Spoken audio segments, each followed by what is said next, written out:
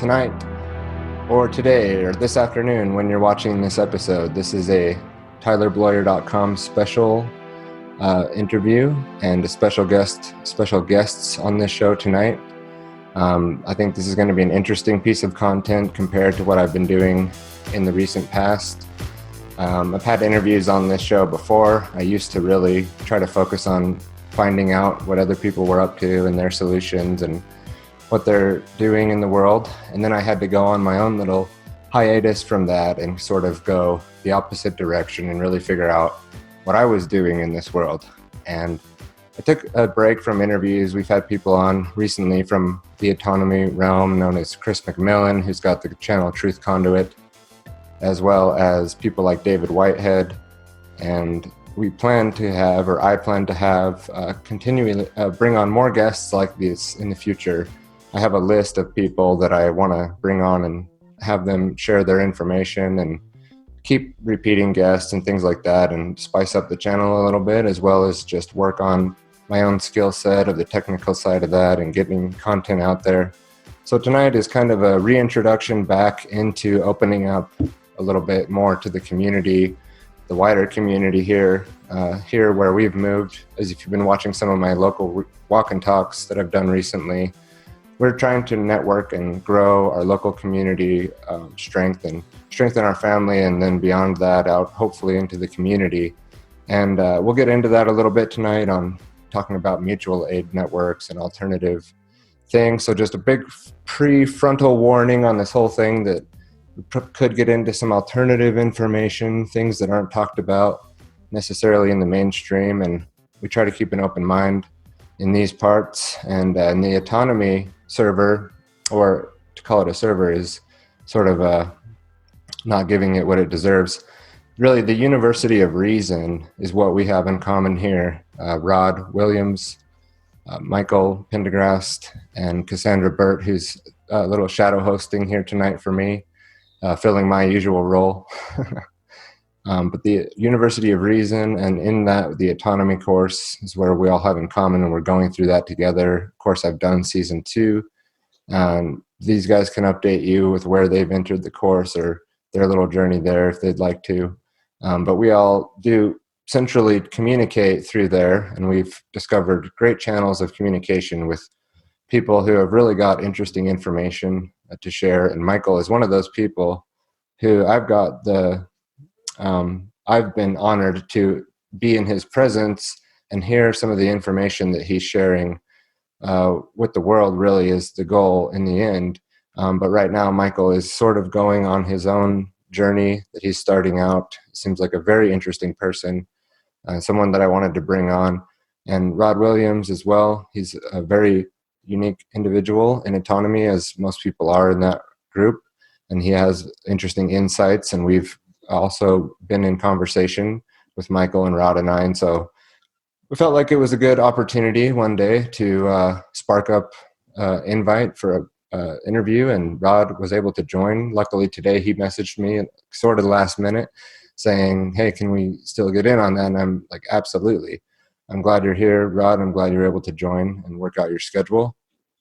So with that, gentlemen, I will leave some space here to give an introduction. Michael, we'll start with you. If you wanted to go a little bit into who you are and what your goals are, if that's what you want to go into, or just let us know a little bit about yourself, and then we'll let Rod do the same. Okay. It's been awesome at the University of Reason meeting everybody. I had some amazing conversations. My background, I grew up in Iowa. I've been very interested in reading my entire life. And I went to a small liberal arts school in Decorah, Iowa, out of which I took a alternate path from what I had set myself out to at that time. This was about 2000, 2004, those years, where I was able to work jobs in Alaska where I could just do research all the time. 16 hours of research a day for huge stretches of time. When YouTube was first opening up and technologies with iPods, I was able to just to concentrate all my energy on that. And I'll keep it short and sweet from where it is there. I'm starting school at the National University of Natural Medicine in Portland, Oregon this fall. And there's a phrase from the Rubaiyat of Omar Khayyam: "For morning in the bowl of night has flung the stone that put the stars to flight."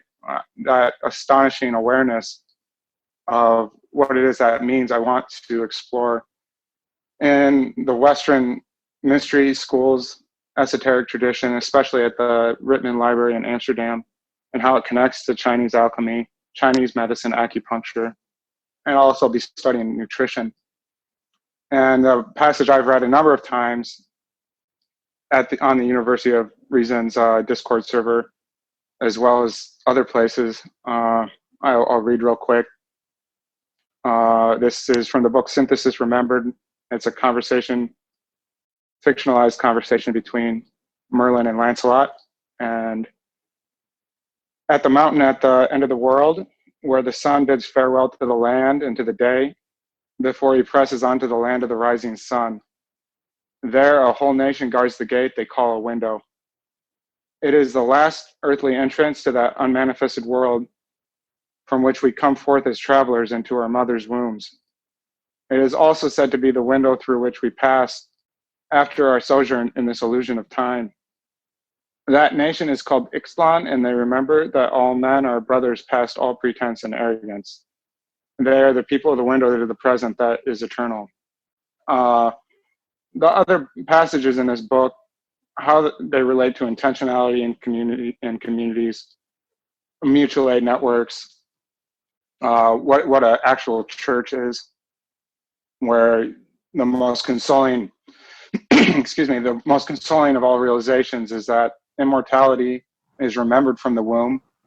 It's death that is learned, and that to go to the energy from where the energy of the womb is coming from, where that energy of the womb comes from, and that's the energy of a church, where all people meet, how that can form the center of a community, how that's connected with public banking, how it's connected with unschooling movement, and all the other geniuses within the human race that are being suppressed. How to extract ourselves from the central banking system. Maybe the good angle is the 10th Amendment, but especially how to make that passage, Ixtlan, and that Celtic mythology, the dominant human force among communities that then can replicate the same things and become widespread on this planet. So I'll stop there for now. Yeah, thank you for that. And Rod, go ahead and give us your introduction. Yeah, I'm Rod.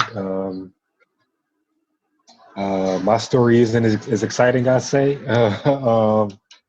I basically started my journey on this path when I got suspended from college in 2009. 2009, I got suspended from college for partying a bit, and my world was kind of upside down. So I just had a bunch of questions, and I came across, everybody's favorite Zeitgeist. And after Zeitgeist, there was another film I came across. I forget the name, but the main premise was college education is a scam, and how it's a scam because the government guarantees loans and water it down of the education system and all of that stuff. So that led me on a journey to just continue to ask more questions. And every time you think you got an answer, you usually end up with more questions.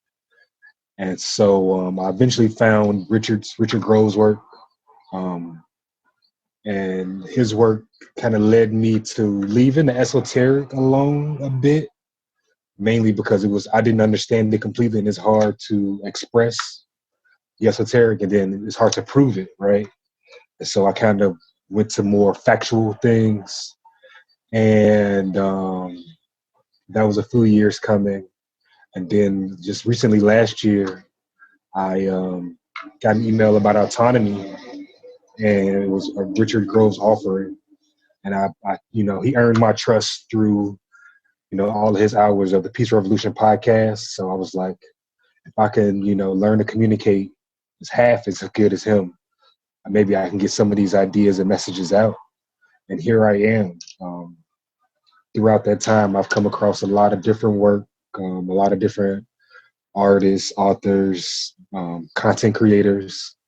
And so I've just felt the need to start putting it out on my own, which I was doing for a bit, and I had to pivot. So that's in the process of pivoting now into making my own content again. So yeah, that's basically really my story. And I'm in the family of I don't believe anything. I want to know. So, well, I don't disbelieve anything either. So I don't think until I know for a fact it could be or couldn't be. Everything's possible. Absolutely. And again, thank you both gentlemen for being here. And we've kind of just continuing on the discussion really that we have every day in the autonomy server. But the three of us did kind of get in on some topics, and there's a lot we can go into from here. It's like, what way do I go with this, But what I'm going to do is sort of guide it off with a question directed at Michael, and kind of get something out of the way that might come up again accidentally, but let's just talk about it. And geared towards more from the health aspect, though, and some of the information I know you've looked into would be like the role of Chinese medicine in the COVID-19 epidemic, and kind of start off with there, because ultimately, health is where we have to start. And that goes for, your daily life and taking care of your body, your vessel. And then from there, only then can you really go on and take on the things in the world that you want to do or that need to be done. So, Michael, the role of Chinese medicine in the COVID-19 epidemic. Where do you want to Yes, start with? some of the videos I shared on the Discord server already, Dr. Liu Luhong and Dr. Heiner Fruhoff, Dr. Heiner Fruhoff's the founder of NUNM, how they've talked about the role of Chinese medicine and how it's really was able to rise to the challenge of COVID when Dr. Liu Luhong on the front lines in Wuhan with a staff of 200 doctors was able to treat 600 patients and have 0 patients get any sicker, 0 patients die, 0 patients who had recovered were made sick again in any way, and none of the 200 doctors, none of their 200 staff members had gotten sick. And that was just being able to meet a very difficult situation and and meeting with that type of success. And then listening to the talks of Dr. Fruhoff and Liu Luhong, where they mention using a 1700, 1800-year-old tradition of Chinese medicine on cold damage is the gold standard for this type of medicine. And how this is, in my personal contemplations, how is a society supposed to provide the medicine that's needed for its people. We're really blessed to have this unbroken line to be able to answer a medical industrial complex. If everyone at the University of Reason, for the most part, is aware of things like the Flexner Report and the Rockefeller Medicine Men, the book, or the Molecular Vision of Life, another book. And then the question comes, what can be done about this? And communities in the past that have addressed community needs through over such a long period of time start coming together and networking in public banking, with the Public Banking Institute, with mutual aid societies, etc., and how people can brainstorm and make these things a reality in people's lives. So that currently the number one cause of bankruptcy in the United States is medical bills, and what can be done about this. So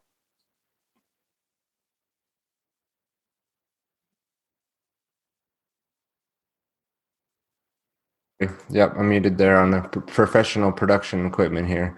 Yeah, those are big questions, and I don't definitely have the answers. Rod, what do you think about that? Like, what are your opinions on the industrial banking cartel known as the Federal Reserve System, or now the World Bank and the IMF? And what could be done about that? I mean, there's a lot to that question. I know it's a big one, so.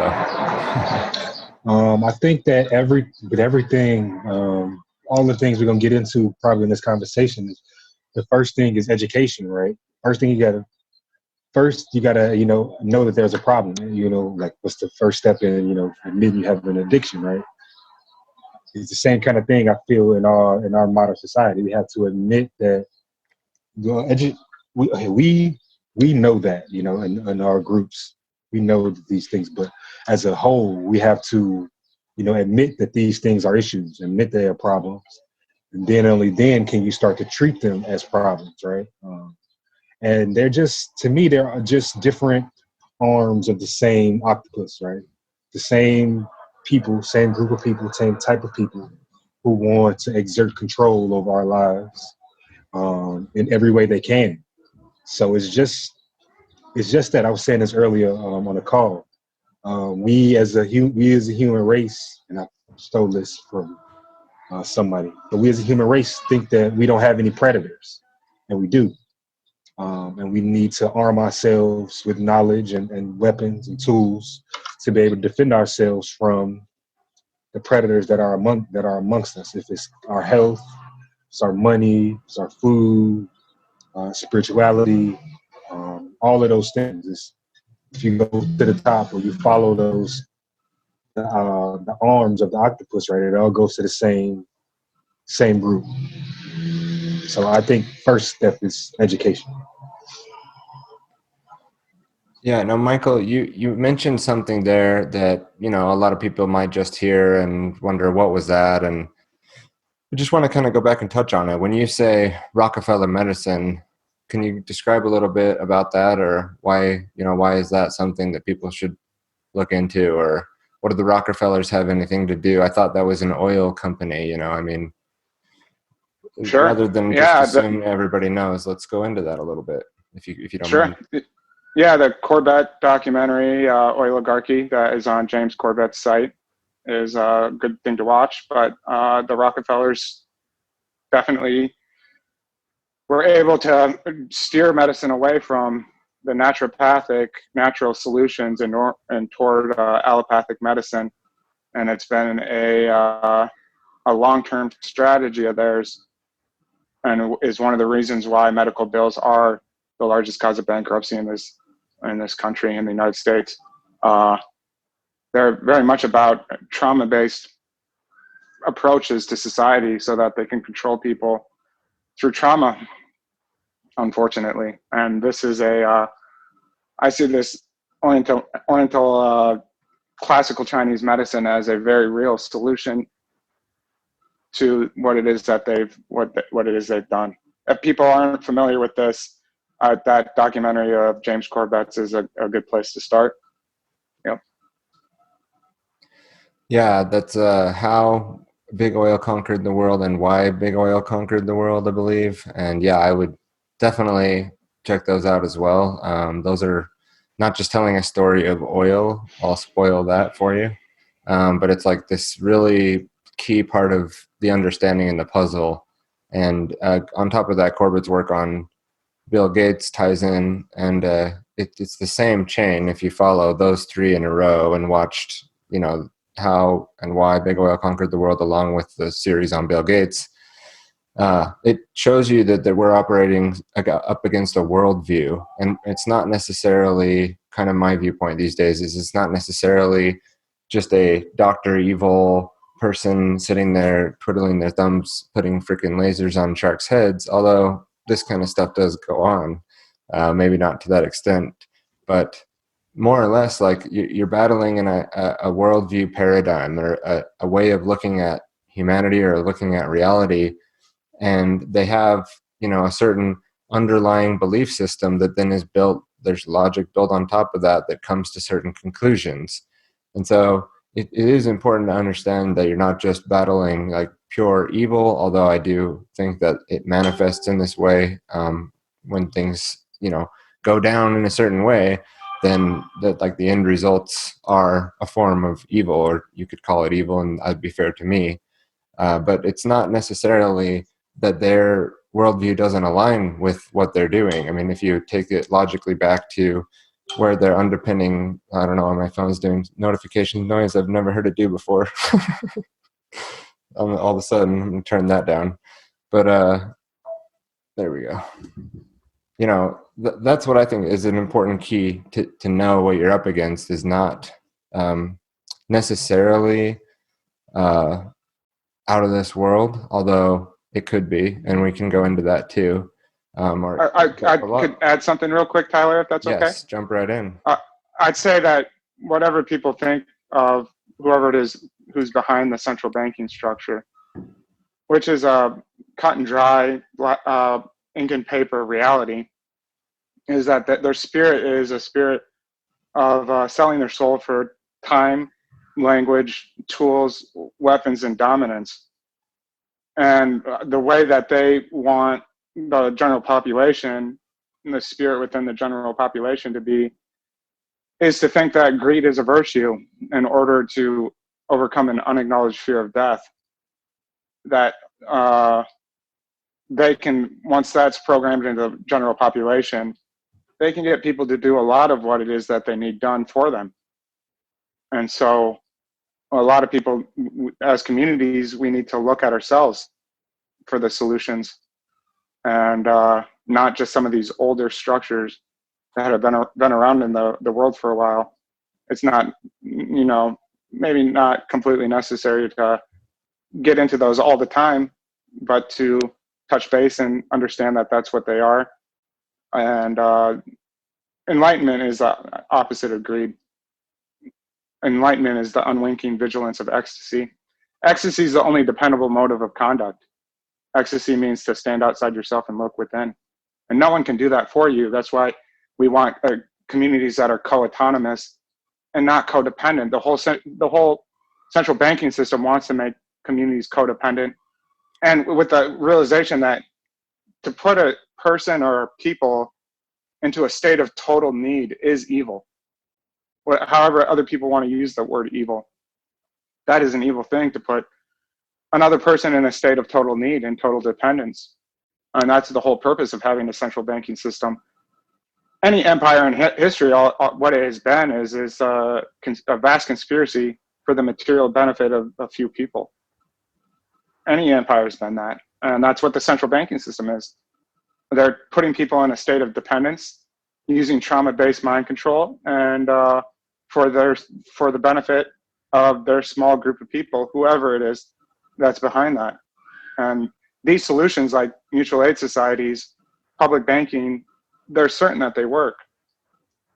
We can, I don't know if we want to put hyperlinks along with this video, and people can see the historical examples of why it is that these things aren't brought up, because any empire has to trick a person into giving that people's responsibility to the people at the center of the empire. I mean, just think about thousands of years ago when empires are fighting over resources, when the human population is at a small fraction of what it is today. They didn't need to be fighting over resources. They're under different types of divide and conquer techniques, primitive type thinking, and then being manipulated by masters of deceit. As a grammatical term, I think is important to be, at least people be aware of that phrase, masters of deceit. And they're very good at what it is they do. But even more important, to focus on the solutions to these things, because communities that come together, it's certain that these things can work. Some of the conversations we've had on Discord are intentional communities, as referenced in the book Synthesis Remembered, especially the chapter entitled Community, that it would take me, I would have to read the entire chapter to get the point across. So I'll just stop from there. I'll let you, either one of you, take the reins here at this point. what your response, if you have anything to add to that. Yeah, well, now greed and other things like that. You mentioned the 10th commandment earlier. Do you want to remind us what the 10th commandment is? The 10th Amendment, yes, it's what doesn't specifically belong to the Oh, you said federal amendment. amendment. Yep, 10th Amendment. Okay, glad I clarified that. In the Constitution and the Bill of Rights. What specifically doesn't belong to the federal government and what's not denied to the states belongs to the states through nullification, and communities can come together. I see as a legitimate play that people can take is creating public banking networks and nullify the declare illegitimate the Federal Reserve, even if this is a long-term maneuver. And what other people would think about this to make it actually a reality in our communities. There was a time when the Federal Reserve didn't exist, and that can be brought about again. You know? Yeah, Lisa Manfredi and I had this talk when she did her recent financial chat in autonomy, and we were contemplating the different ways, and most of it does seem longer term strategy, but with some of the shifts and things that are happening in the world, there is hope to hold out that there could be faster solutions available to operate outside of that. I mean, I'm not going to say it's going to be eradicated and removed immediately. I think it might be the opposite, but on the other hand, Michael Badnarik is doing his Constitution course in like 20 minutes, which is just synchronicity, kind of. But we're talking about that, and he's going to be doing his 3 and 4 episode tonight, or lectures. Sorry, 3 and 4, and then there's Q&A in between and after, and those are available to the people inside of autonomy. So that's interesting. I'll have to look into that a little bit more. I'm not as familiar with the 10th Amendment, but I am pretty familiar with the 14th Amendment. And I think that might have been sort of where things went a little bit wrong.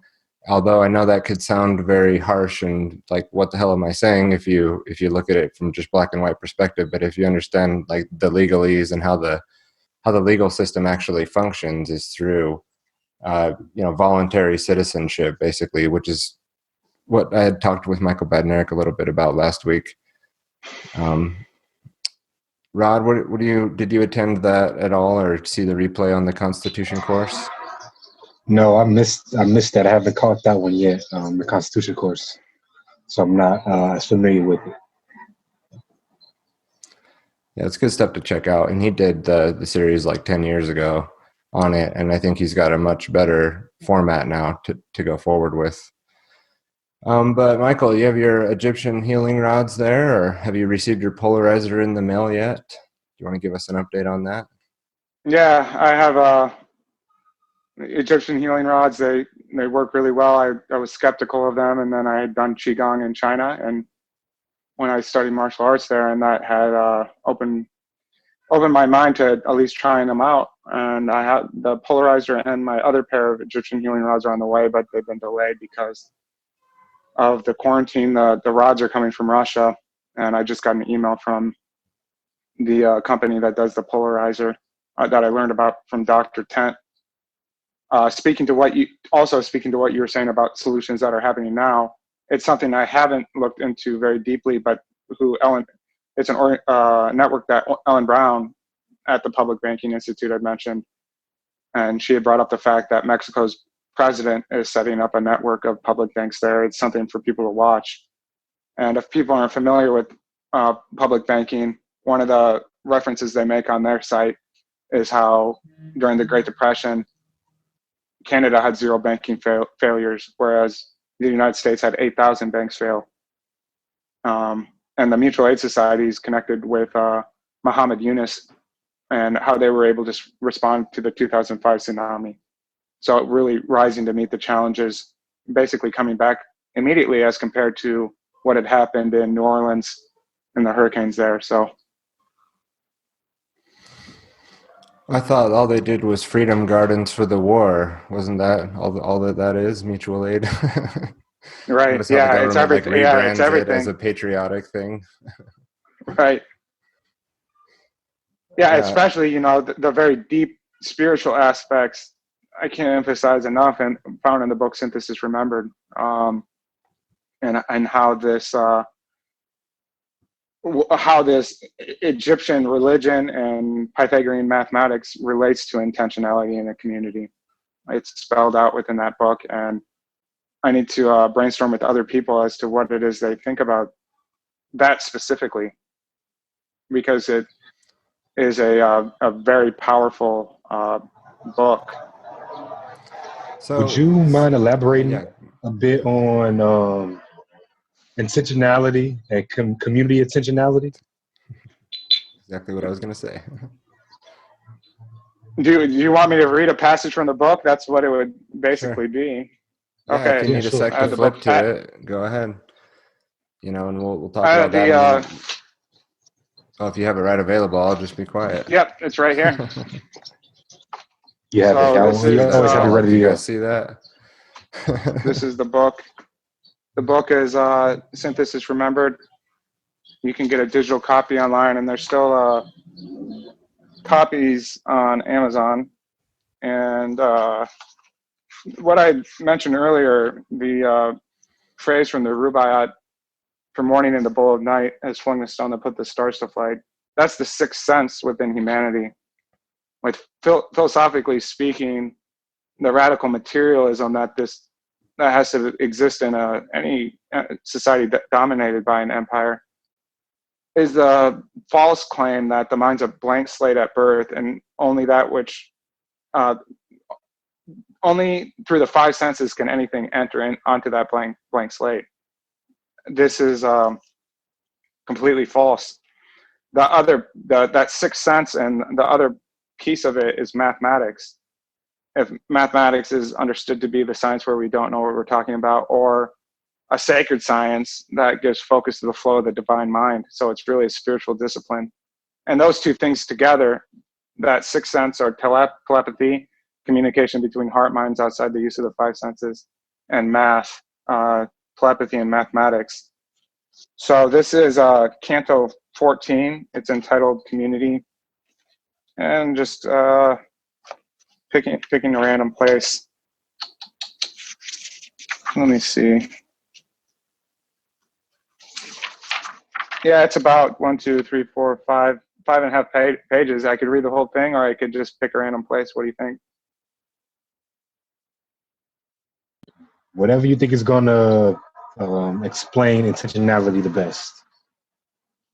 Okay, I'll start from the top then. Sure. Go for the This guess, is though. I mean, it's fine to read the whole thing. okay. Yeah, time is 6th century BCE. Place is Memphis, Giza Plateau, the pyramids, and personae are Pythagoras. 3 characters: Pythagoras, Anken, who is a pyramid mechanic, and Emrys Mordoun is a druid, who is also actually Merlin. Merlin Emrys Mordoun. So Pythagoras, a priest of Ptah has recommended I talk to Anken. Would that be you? Anken. Yes. Are you Pythagoras? And Rod, would you mute your microphone during this? Thank you. Anken. Yes. Are you Pythagoras? Pythagoras. The very same, and this is my friend and associate, Emrys Mordoun, who comes to us from Albion. Anken. Are you a druid, Reverend Sir? Emrys. Yes, I am one of those Boreans, northerners, who find wisdom in the oak tree. Anken.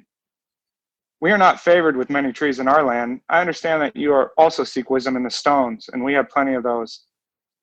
Pythagoras. Well, that's a good start on why I want to talk to you. Anken. Perhaps it's not really about trees and stones that we want to speak, but about the flow of energy that manifests itself in them. And as a quick footnote, the dream of the power that manifests the universe, the manifesting power of the universe, is nature.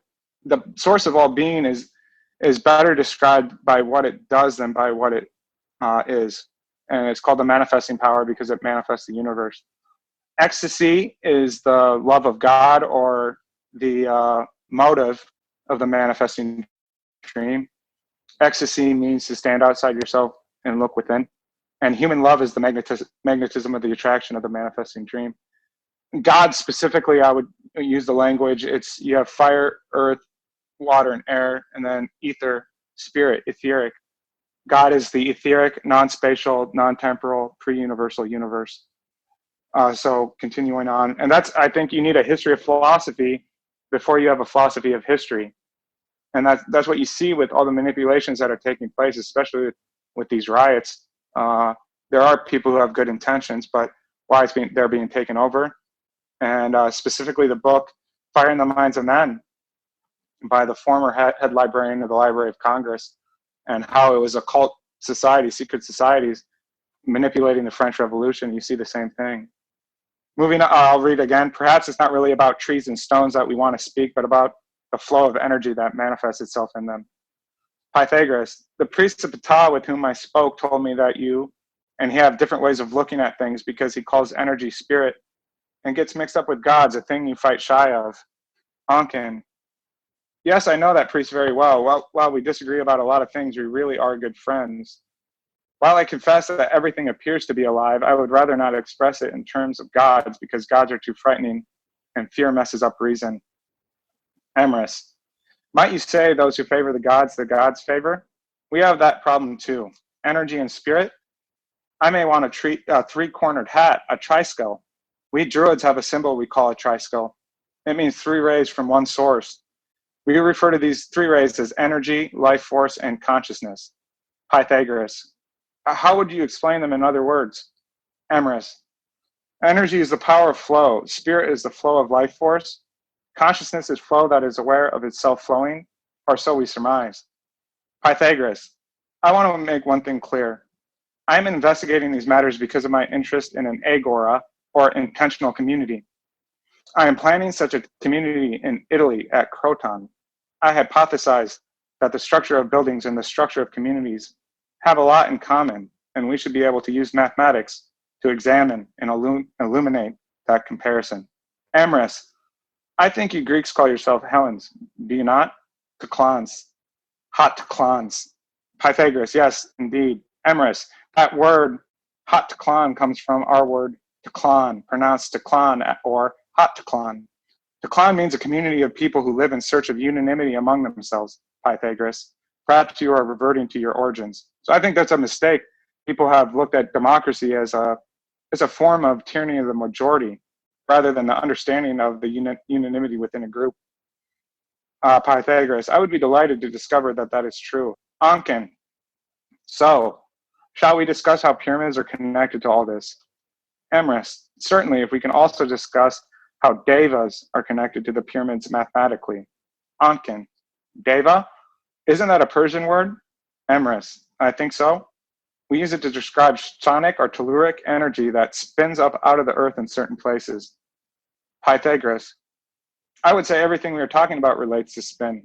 Heliacal, rising and vertiginal spin, stars, planets, spires, and auras. Ankin, and pyramids, I might add. Our pyramids are a bit squared off, but in Mesopotamia they are in spiral form. The Assyrians call them zikkuratu.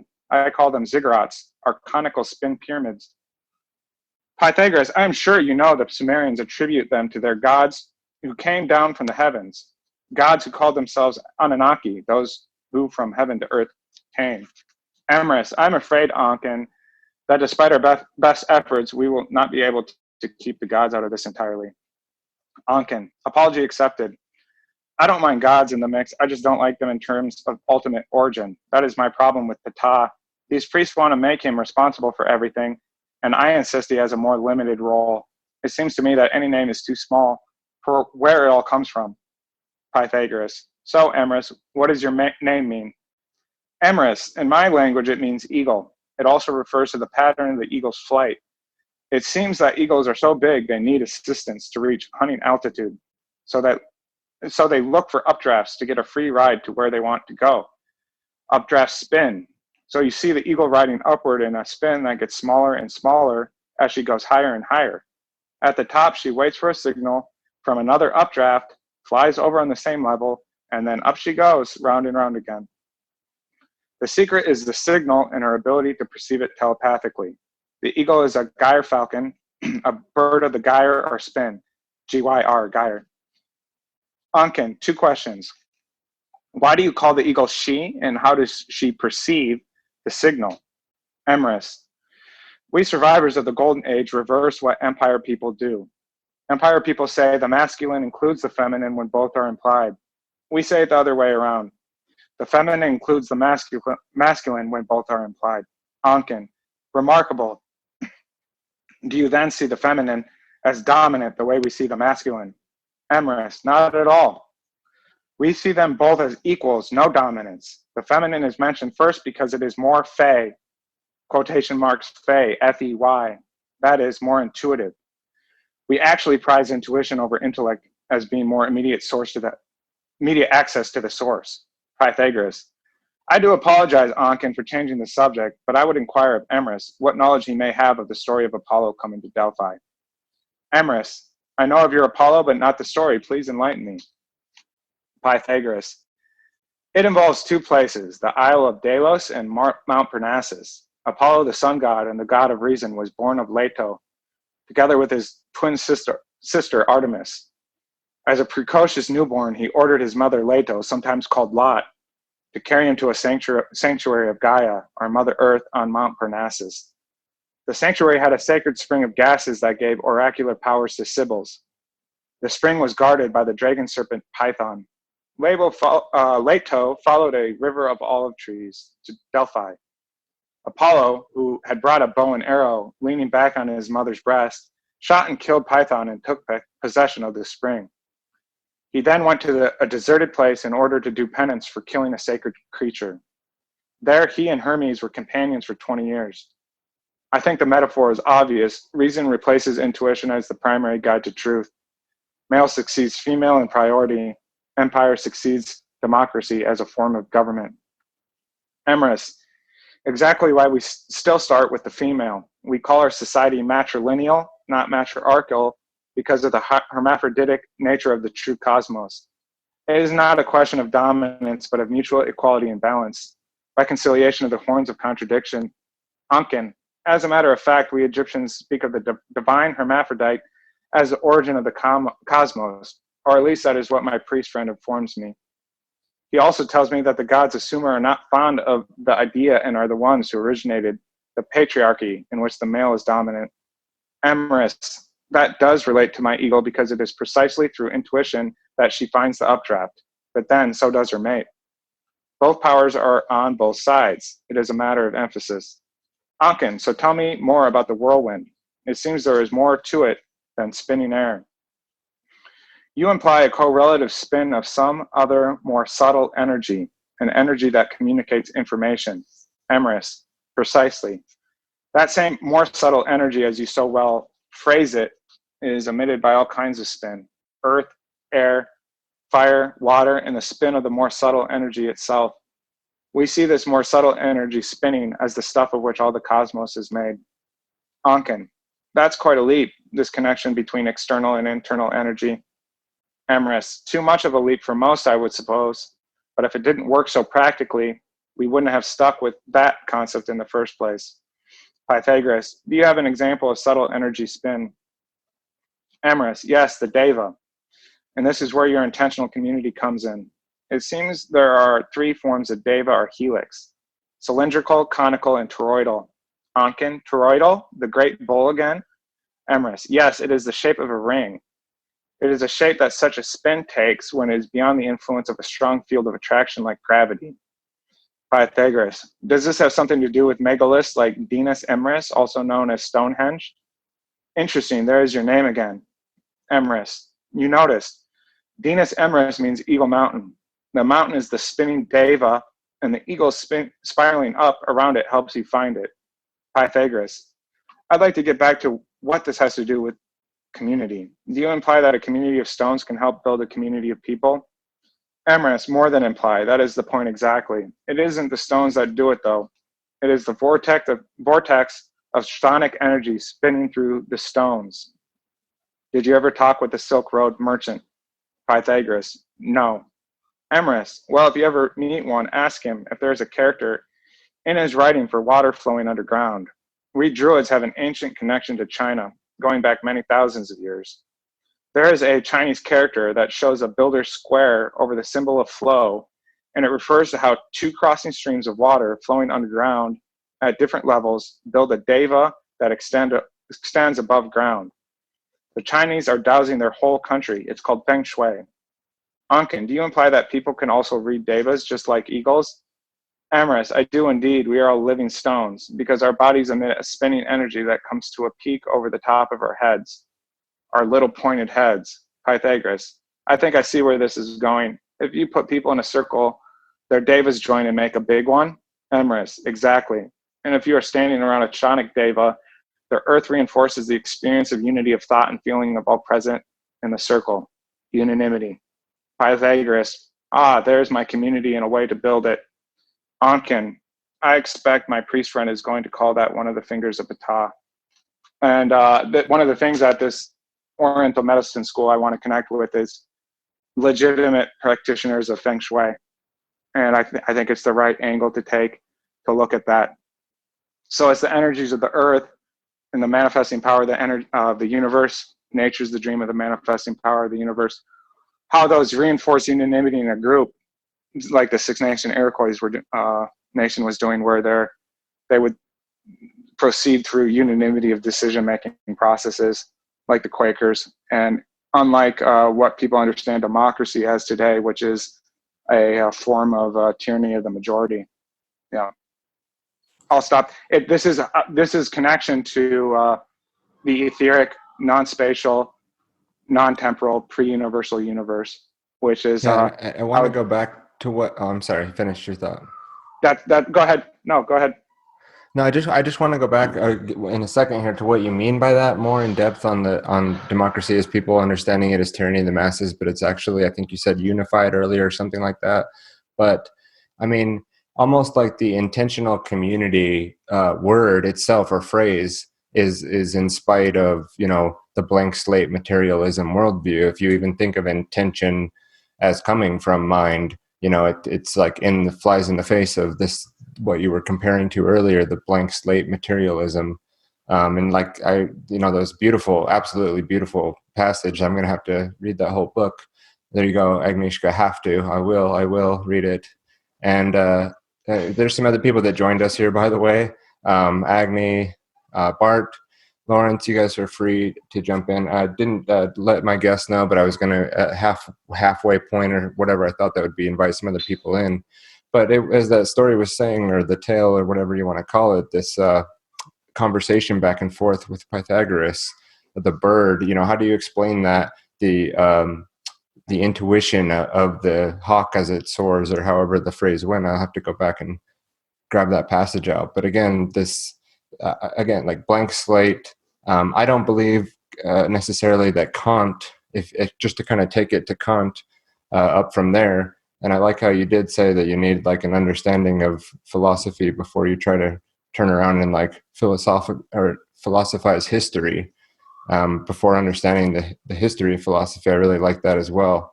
But where I was going with that, with Kant, what I take Kant to be saying is not necessarily that all, is completely metaphysical and unknowable, and so there's no sense in having the five senses, or no reason to use the five senses to study things, but rather that's a limited tool to measure the universe in, and that there's more to it than that, and that should be left for what he, or I don't know the exact words, but like the priest class or the shamanic class.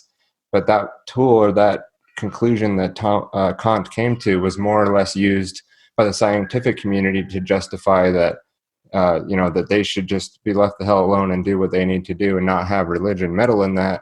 And on the other side, like, hey, well, that we are here and honored, and you should look to us to have all the answers. On the metaphysical or the priestly side, used that kind of conclusion that he came to as well, as the same thing, to leverage their viewpoint. But one of the wisest things I had somebody say to me once, when I was asking him more about the like primacy of consciousness versus the primacy of existence, is it idealism? Does it all come from mind? And he says that these are like dialectical viewpoints, right? There doesn't have to be a separation from what we see manifesting as matter and the spirit or energy behind that. So just kind of my take on that whole passage. There's a lot to that, beautiful. I think I've heard that a couple times now. But yeah, I'll leave that there and let you either pick that back up, Michael, or if somebody else wants to jump in, feel free to go ahead. Yeah, I guess I'd just reemphasize again that the only dependable motive of conduct is ecstasy, and that a society that's based in self-evident truth that's a sure basis of freedom and dignity than any society that thinks of creating a dynamic where some people are perceived as being better than others. And I'll read a few short passages that I've been reading on the Discord server. This first one is from Robinson Jeffers, The Phantom Rulers of Humanity. This is from his poem Roan Stallion. The fire threw up figures and symbols meanwhile. Racial mist formed and dissolved in it. The phantom rulers of humanity that without being are yet more real than what they are born of, and without shape that which makes them. The nerves and the flesh go by shadow-like, the limbs and the lives shadow-like. These shadows remain, these shadows to whom temples, to whom churches, to whom labors and wars, visions and dreams are dedicate. And then from James Joyce from Ulysses, preserve a druid silence. His soul is far away. It is as painful, perhaps, to be awakened from a vision as to be born. Any object, intensely regarded, may be a gate of access to the incorruptible eon of the gods. And as the angle that saying as this science of the sixth sense and mathematics, I think a good place to look into is for people who are interested in it to look at the complete works of Milton Erickson, as well as Gino Denning's work, where he begins to talk about the Kabbalah, and the work that I've been recently getting into and listening to David Chimes Smith. His book, it's called The Deep Principles of Kabbalistic Alchemy, where you have what appears to me to be the most, Alan Moore had put it, that the Kabbalah is every conceivable human potential. And his comic book Promethea is a really good introduction to Kabbalah. People aren't into it before, but a good safe place is Gino Denning. He starts going from grammar, logic, rhetoric, from the trivium to the quadrivium, and then into Kabbalah. And again, Milton Erickson, on his work on the preconscious mind is so vast that's why it's called the preconscious. The Hawaiian word is aumakua, where it's the focus of the sacred aum, or and it's basically a reconciliation between the one and the many. As a spirit, as a community, is gratitude is the answer to despair, as far as I can tell. That gratitude to the one whose fullness we receive makes the world go round and takes away all of its problems. As a community, in an intentional community, to maintain that spirit and compassion to the many in whose emptiness we share. The reconciliation between the one and the many is the preconscious mind, and I think there's some people that need to start getting Milton Erickson's complete works and looking and exploring those, like 8 or 9 volume, and it is what I plan on getting into as well, and seeing how that connects with Kabbalah. Yep. Yeah, would you mind touching on what you mean about the democracy and that differentiation that you made earlier? Just going into that a little bit, because I didn't quite catch it myself what you were pointing out there. Oh, sure, yeah. People think of democracy as, one group imposing its will on another group, where they're able to bring people to the ballot box and get more votes than other people. Whereas democracy is actually it has to be run at the lowest possible level, and that's the community level governments, where the people perceive themselves primarily as the cells of a single organism. That's why I read the Robinson Jeffers passage on the phantom rulers of humanity. Yep. The dreams and visions, cultures are dedicate, churches are dedicate, because the community itself has a sort of life to and different communities have that different type of life. And that the whole passage of what I read from Synthesis Remembered, I want to explore in Feng Shui once I get to this medical school and explore that deeper, because it does seem to me that in certain parts of the earth that reinforces the feeling of unanimity. Yep. Cool. I'm just leaving a little space. Does that answer your question? Unanimity of heart mind. Okay. Well, it does, and at that point, I wouldn't even really want to use the word democracy because it has such a certain Fabian connotation, but rather just more like bottom up, grassroots, rather than top down. And it doesn't mean that there's not going to be a hierarchy. You could correct me if that's not what you're meaning by that, but that there could still be a hierarchical structure, but the strength and the really the integrity and the virtue of that needs to be coming from the bottom up. And not the other way around. Communityism would maybe be a better term. Whatever people want to come up with. Sure. Yeah, that's the whole idea that if you give priority to intuition first and reason second, then they're seen as equals. But if you're giving priority first to reason and then intuition, you get a male dominator society. Yep. That kind of makes me think about a separation of science and spirituality. And maybe you have a little more experience or knowledge on this, Michael, or maybe you too, Tyler. But when basically we had the story goes that we had a better understanding of reality and ourselves when science and spirituality were seen as one thing and not two separate doctrines. It's kind of what it sounds like, separating, male, female, or whatever, the same kind of deal. Yeah, and I see people still doing that. With, yep, that's why I brought up the whole. Sorry, there's a delay. You go ahead, Michael. A little bit of a delay there. Okay. Yep. I'll just say real quick, the bridge between science and religion is the Fibonacci sequence. The mathematician Scott Olson has some amazing work on this, and yeah, they definitely should not be separated, as has become the case in the modern world. Go ahead, Tyler. Yeah, that's and why I was alluding back to Kant, because I still think that that's still a lot of, even in the alternative community, I repeatedly hear, and this is where I think even Gino Denning or Peikoff, which Tony went into, and basing it seems like a lot of people kind of basing their understanding of Kant on other people's understanding of Kant. And if you go look, and he had, books specifically written on ethics and morality.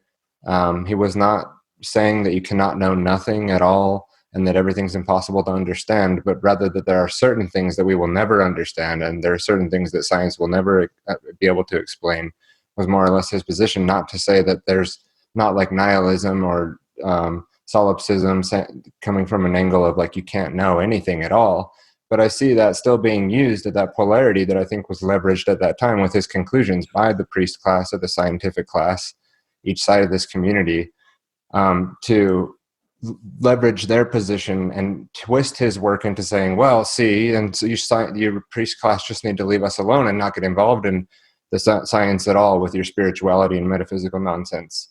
And the other side doing the same thing. I just, repeated that a little bit ago, but to Rod's point and to your points, that's, one thing I think that's been a big mistake down the road, and you can go back and look, and the titles of Kant's books themselves show that he was saying beyond reason, and not saying that reason itself was useless, but there is understandings beyond reason, and reason has its place, and the scientific method has its place. Anyways, I feel like that's important to get out there because, there's been recently the Trivium method presentation by Tony Myers. He's largely basing that work off Gino Denning. I've been through a lot of Gino Denning's work. I will need to go through the Kabbalah stuff. I don't think I've gone as in depth with Gino Denning's take on the Kabbalah, although I'm very familiar with that. So that is interesting.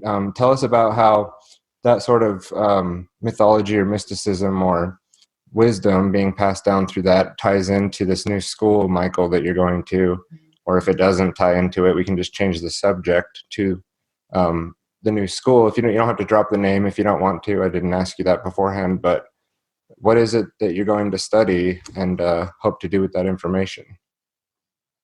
Yeah, I was really greatly encouraged to find on Dr. Fruhoff's YouTube page him discussing these same type of things. Especially when he had mentioned the book Temple of Man by Schwaller de Lubeckx, and this Egyptologist who had spent 15 years at the Temple of Karnak at Luxor. He also has another book, Temple of Karnak.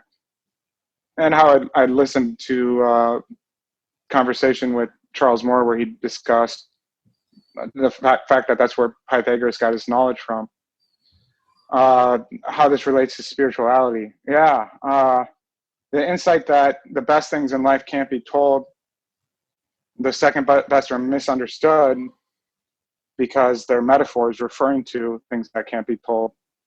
And the realization, the epistemological realization that it's metaphor alone that brings knowledge to our eyes.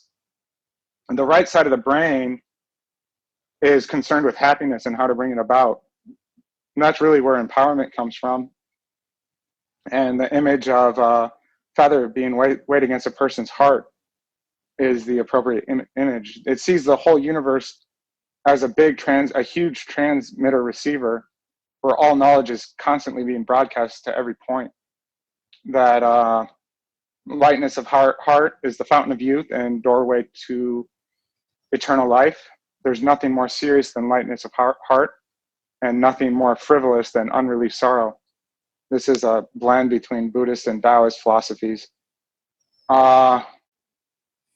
Yeah, this is using science as a guide, science and mathematics as a guide within that, where it's really in the power of any person to be wise, and that we can all know everything without ever knowing why. Yeah, that's what are we here for in the universe? We're here to be the glory of God. When we mutually enlighten each other, we're the glory of God. The pride of the peacock is the glory of God. Enlightenment is the unwinking vigilance of ecstasy. Ecstasy is the love of God.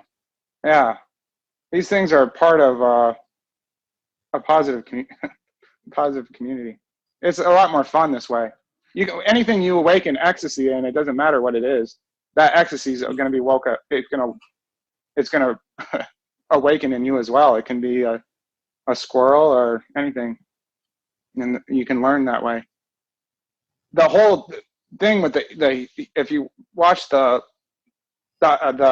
presentations of Joseph Campbell, the Mythos series of lectures he did at the end of his life, where he's talking about the hero's journey, the hero with 1,000 faces, that a person can bring forward in their life something that has never been seen in space-time before. And that's the whole thing. That's the whole point of the hero's journey. And as a community, to be geared toward that, so that things within society don't calcify. Yep. Does that answer what you're talking about, or if someone wants to pick up things from there, I can keep talking if you want. It doesn't matter. We can always leave a little space, because in the post edit, you just cut that little space out so that it's not such a weird space. I really Okay. I'm talking now. Mm-hmm. I really like your spirit animal is a chicken, apparently. Actually, it's an eagle, but I hide behind the image of a chicken in order not to be so serious. I'm just messing with you. It's much easier for you guys to interact with me as a chicken than interact with me as a griffin, right? Can you introduce yourself, and then go into what you were going to say, Agnieszka, just a little bit, and then not like a long spiel or whatever you'd like. I want people to know who you are, because this will be up on my channel, and I've never had you on my show, so. Hi. Oh, well, then if that's the case, why don't I just do this? Thank you. Okay. Hang on a sec. I'm going to make my camera work. It's not as easy as you think it is. Oh, man. See, I derailed that. I should have just let her go initially and not said anything, and then it would have flowed better. Right. You can cut this out. So the cool thing that Michael said that I really, really liked was there's nothing more serious than the lightness of heart and nothing more frivolous than, was it the sadness of the heart? Nothing more frivolous than unreleased sorrow. And this is, I think, yeah, the right sort of spirit to carry forward. Yep. That is awesome. Because what are we dealing with in this life, in this situation, in these current conditions, other than a constant push towards the sorrow and a constant pull away from the lightness of the heart, and how these things are considered so trivial, but yet so very important. And I'm using that word facetiously because we know that trivium is not trivial. So that's it. Tyler.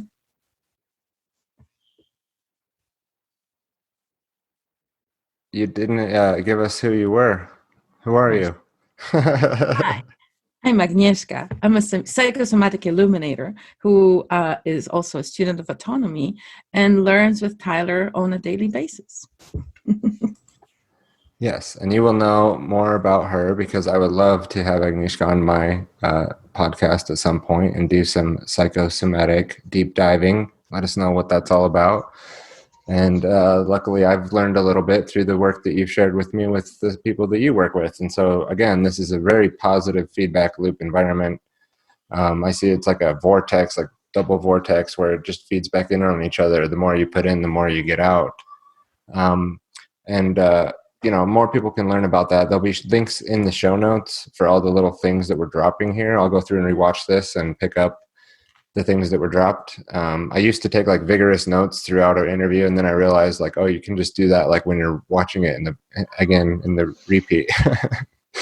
So, oh yeah, we could go. There was a lot dropped in the last 5-10 minutes. So I'm going to kind of leave it open floor. There's other people off camera. Bart, that if you wanted to chime in and say hello.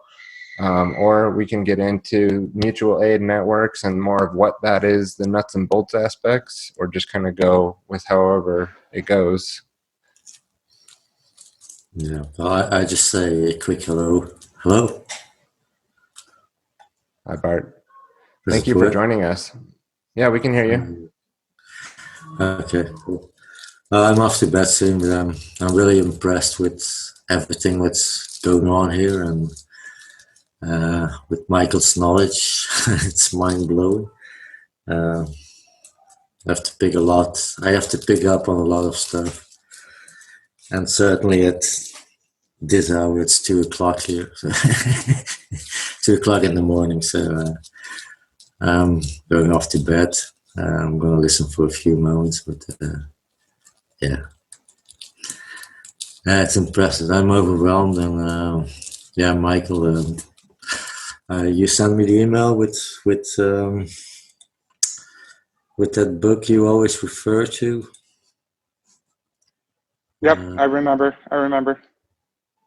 Yeah, I'm definitely gonna look into that. Kind of setting my priorities, but yeah, well, I've been listening to you a few times now, and yeah, you blow my mind every time.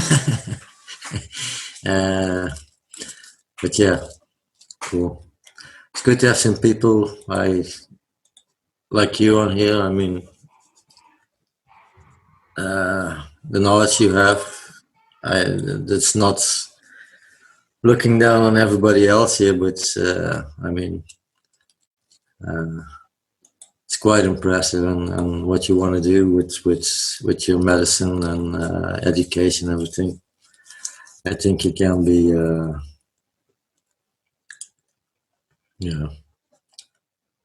it's good. I'm sorry, I'm not very.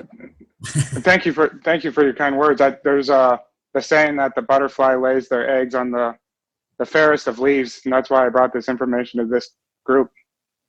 Yeah, well, cheers.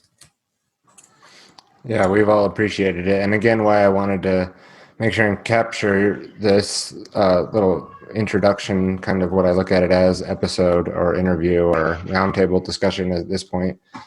with you, Michael, before you know, go on a journey away from us for a while where we'll not have as good communication with you. And then again, you know, if this shows you that you'll never come back and do anything with me again, or if you had a great time and would love to come back, that's what the hope was and the ask. But it's, you know, an open invitation, and I understand that you're going to be very busy as well along the way with what you've got planned. But we would love to follow up with you and keep on top of what you're doing.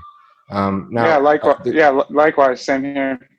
yeah, thank you. The question that we asked earlier, I asked like a multifaceted question. So can you go just a little bit more about what that is? I know I've asked you this before in Discord, and I just don't want it to be vague and assume anything for anybody that's watching this on the type of medicine that you'll be studying. Yeah. You did hit bullet points earlier, but let's hear a little. The gold standard is the Shanhan Lun, the discourse on epidemic disease caused by cold damage, and it's thousands-year-old medicine. I'm going to be studying nutrition. Dr. Li Luhong, Dr. Heiner Fruhoff, who I'd mentioned before, I'd refer anyone to those the videos that they have, and the National University of Natural Medicine.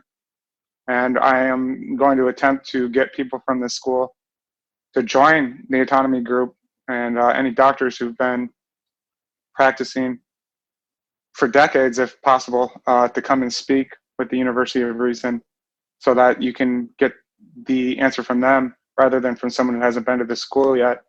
But the whole idea of this medicine is to provide legitimate solution to the current healthcare system with medicine that is as affordable as possible, as cheap as possible, and as effective as possible. It's not a angle to become a business person whose business just happens to be medicine. Yep.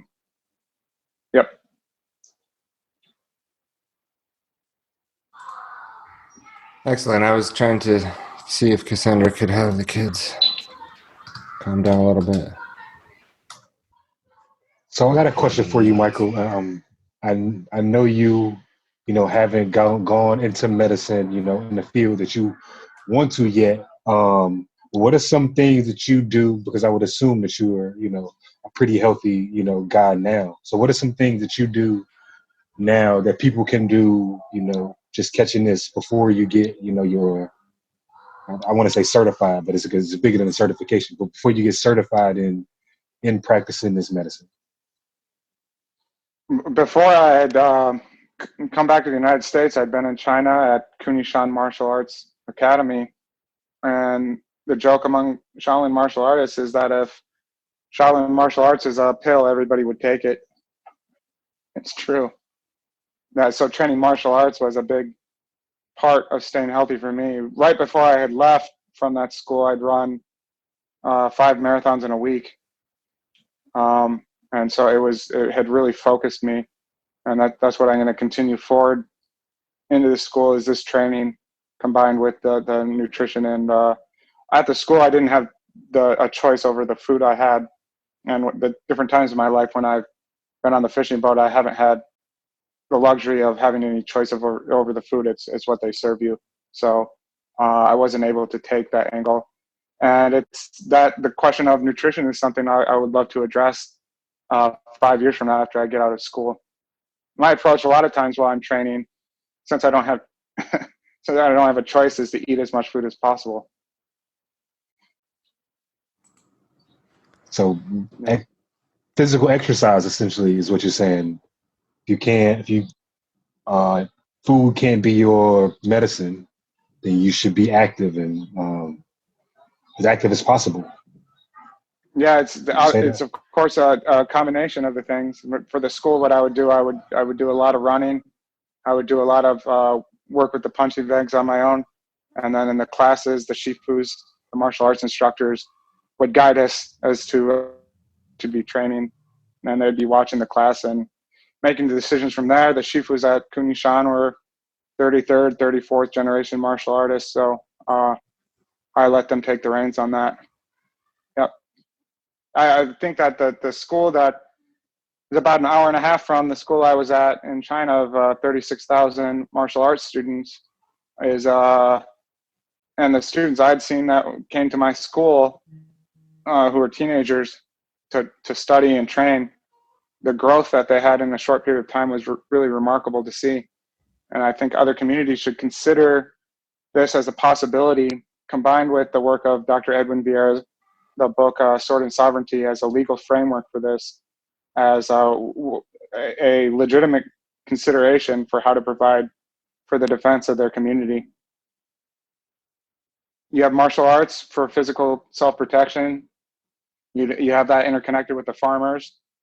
I mean, a lot of people, you talk about nutrition and health, a lot of people really don't have the option, do they?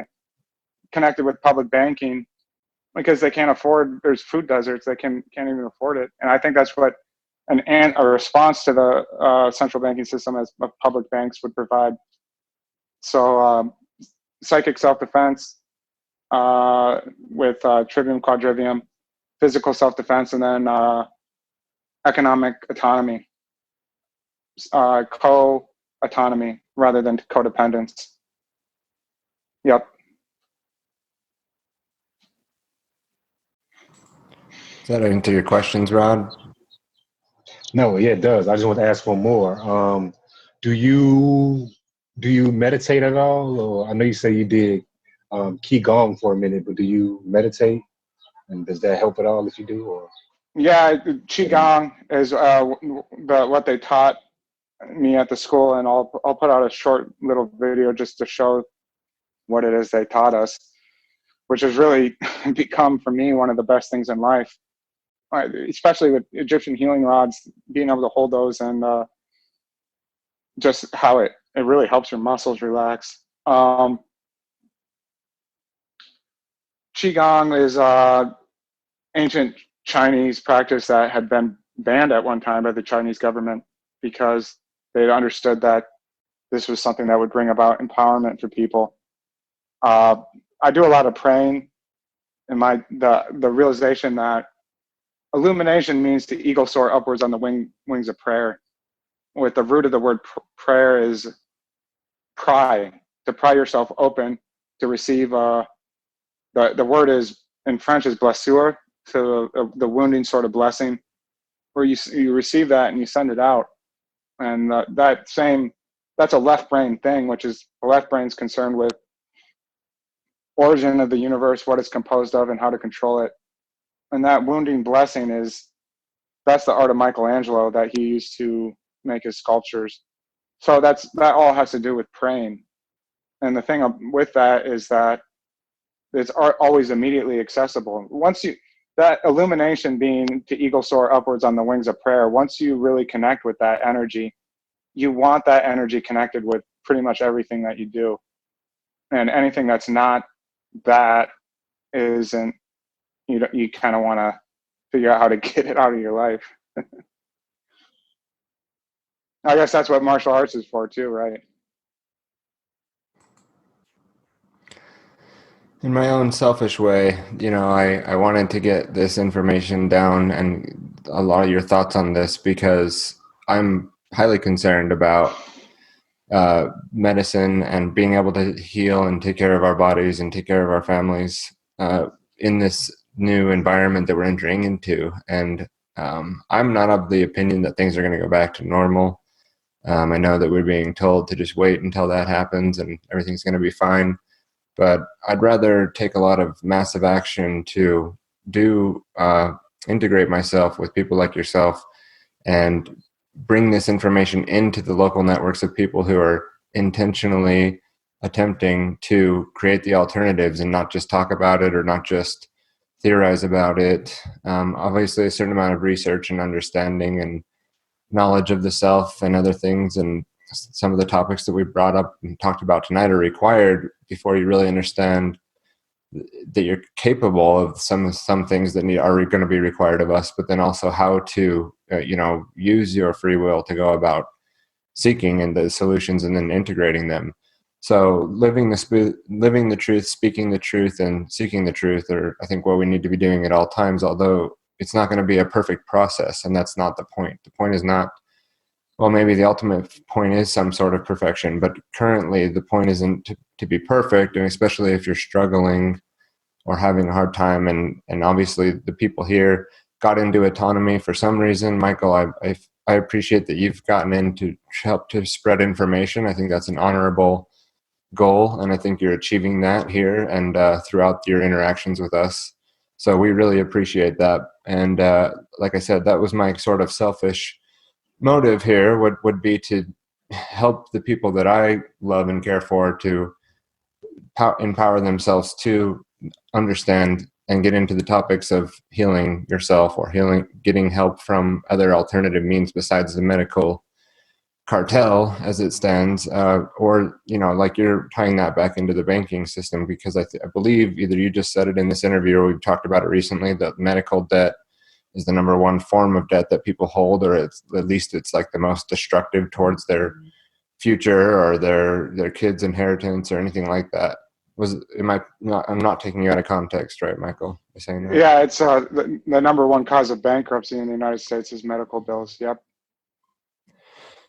Right. And so, I mean, you could be going along just fine, and then something, most likely is going to happen if you have a small unit or just to yourself, and then suddenly your whole life is upside down and in shambles, and it might not even be the correct method to be using. And in fact, it could be tied back to people like the Rockefellers who were attempting to monopolize the healthcare system, just possibly. And so we'll drop the links to the required materials to verify some of those things, but then also to explore. And there will be a large resources section on the tylerbloyer.com posting of this. And then as well, we'll get it out to the platforms that I post to, and then all the alternative platforms that I'm able to upload to. Not because I feel like this is going to be censored, but I just wanted to drop that it's important to produce content and get it out as wide as you can. And luckily for me, I get to work with people that have that mission, just that, what I just said, getting content out and distributed and backed up and safe archived. And so there's a lot of exciting things happening in and around the autonomy community. I do want to leave some space here. I don't want to say like, here, we're ending the show because I say so. Like, if there's anybody that wants to chime in at this point, now's the cue that you can come off mute and say anything about the conversation that you heard thus far. Also, I'm not going to be disappointed if nobody does do that. And so it's not like a pressure situation. I'm just take a sip of coffee here, and otherwise we will wind it down. Yeah, I guess I'll say real quick, I was happy that you were going to edit this in post-production because it just makes me relax a little bit more. And your statement about your selfishness in doing that had just brought to mind some things, that the perfect form of selfishness is unselfishness. And if that's the case, then it's not destructive. And it also reminded me of a story. It's a funny story of a woman who, even though this would be quite impossible, who the story goes is a woman who had never done a good thing in her life, except for one time. She's peeling a leek, and a starving beggar walked by and asked for it, and without thinking, she throws it to him, and he eats it and goes away happy. So after she dies, she goes to hell, of course, as the story goes, and she's there toiling away, suffering with all the other people in hell. And two angels look down in the hole in the roof of hell and see her suffering there, and they take compassion, and they say, let's look through her life and see if we can use anything to help her. And so they look through her big book of life, and they find the leek, and they put it on a string, which spirits don't have any weight, and this string, no amount of weight would break it anyway. And they're dangling it down to her with the leek, and she looks up and sees it, and she grabs it, and she's being pulled out of hell. And as she's being pulled out of hell, the other souls in hell grab on and are being pulled out. And there's this great peepee of souls, millions of souls. And she looks back down and sees them, and she yells, "Mine!" And the string breaks, and they all fall back into hell. That's a good story. Yeah, so I think the perfect form of selfishness is unselfishness. and that blessing others is 250 times more powerful than cursing. And gratitude directed towards the source of all being is clear magic, and that's what we want in our societies. That the most magical of all things is clear magic. Gratitude directed towards the source of all being is a mycelium, and to connect, the myceliums remediate the soil. In astrophysics, apparently, new universes that are born behave as myceliums. There's patterns off of that, and that's what it is we want in our communities, and we can do it together to make that happen, and then have other places see what it is that we're doing and emulate it and come up with their own things and take our successes. And we don't have to be perfect people. It's everyone's going to learn from each other and help each other out. So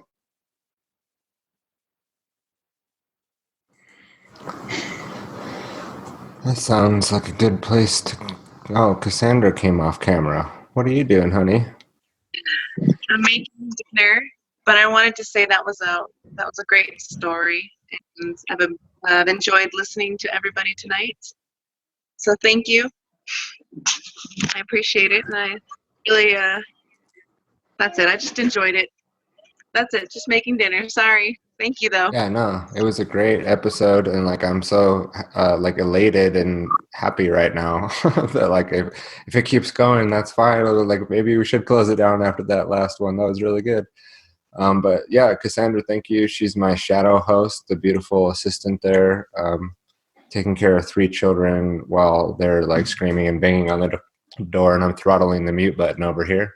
So that was brought to you by her, making that possible, that there wasn't complete chaos going on in the background. But at the same time, it's beautiful chaos, and sometimes I don't know how to say good trail off with that. But I want to thank Michael and Rod and Adam, James, who's here, Lauren Striggs, Agnieszka for joining in with her beautiful eagle there and then coming off camera.